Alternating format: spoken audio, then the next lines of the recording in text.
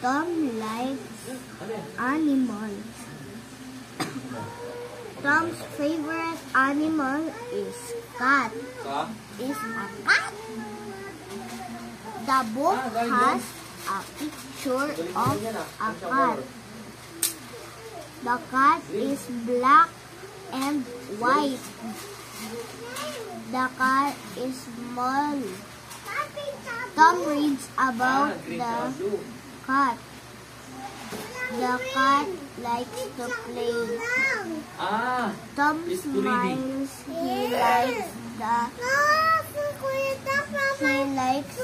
cat in the book.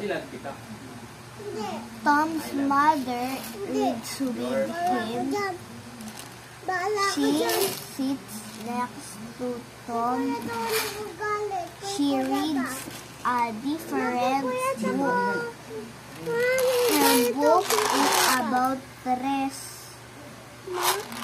Tom and his mother read together. They are happy. They like reading time.